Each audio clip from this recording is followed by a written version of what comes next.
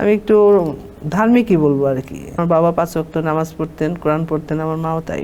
ক্যান্সারের নাকি অনেক কষ্ট আমি নিজেও দেখেছি। আর যারা দেখতে যেতে বলতো যে আপনার মার নাকি ক্যান্সার, কই মনে হয় না তো। আমার দিকে তাকিয়ে বলছে, মা তোমাদেরকে আল্লাহর কাছে শুকে দিয়ে গেলাম। বাবা মায়ের সঙ্গে শেষ কথা কি ছিল আপনার? আমার বাবা মারা গেছে হলো বোধহয় 86 বা 7 এরকম অনেক লং টাইম। আমার বাবা আপনি স্ট্রোক করেছিল আর কি, ব্রেন স্ট্রোক করেছিল। পরে হাসপাতালে থেকে অনেকটা ভালো হয়ে গেছিল।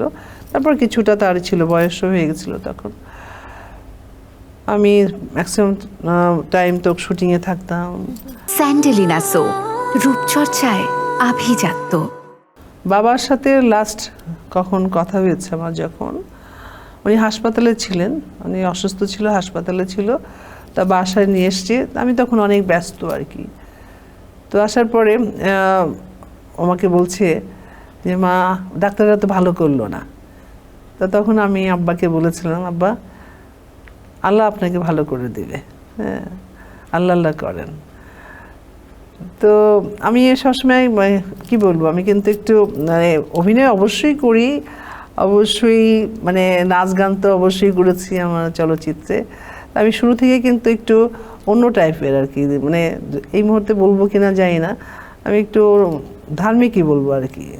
আমি একটা এতিমখানা কিছুটা চালাই, অটিস্টিকদের একটা পোষণ চালাই। তো যে কোনো কথাতে কিন্তু আমার বাবা মার সাথে আমি এভাবে বলতাম। আমার বাবা 5 ওয়াক্ত নামাজ পড়তেন, কোরআন পড়তেন, আমার মাও তাই।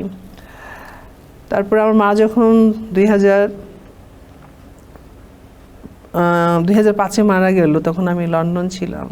ওনার ক্যান্সার আগে থেকে ছিল, অনেক ট্রিটমেন্টের পরে ডাক্তার একটা হোপ দিয়েছিল যে এতদিন থাকতে পারে।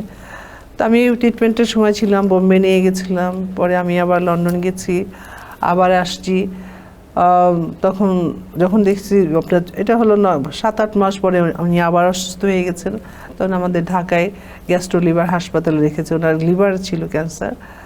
আমি চলে এসেছি শোনার পরই, তখন আমার মা হাসপাতালে। তো আমার ভাই একজন থাকে হলো আপনার আমেরিকাতে।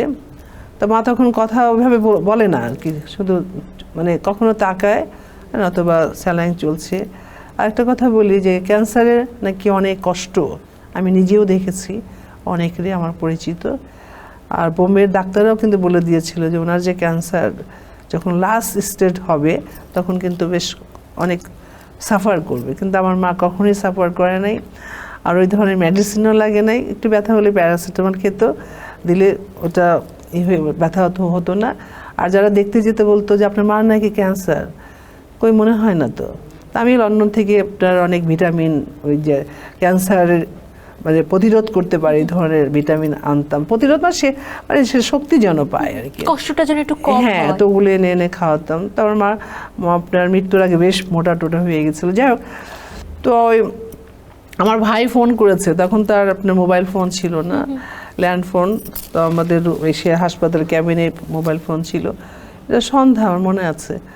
তো আমার ভাই ফোন করেছে, তো আমার আরেক বোন আপনার ফোনটা আমার মায়ের কানে দিচ্ছে। আমার একটু এসে বসা, পিছনে বালিশ দেওয়া। তা আমার মা শুধু চোখ তুলে বললো, আমি দাঁড়ানো আমার মায়ের এখানটা, আমার আরো বোনরা, আমার ছোট ভাই। তা আমার মা চোখটা তুলে বলছে, হ্যাঁ লিবু, আমি আর কথা বলতে পারছি না বাবা।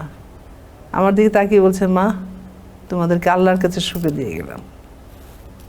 তারপর চোখ বন্ধ করে দিচ্ছে উনি, আর কোনো কথা হয়নি আমার মার সাথে।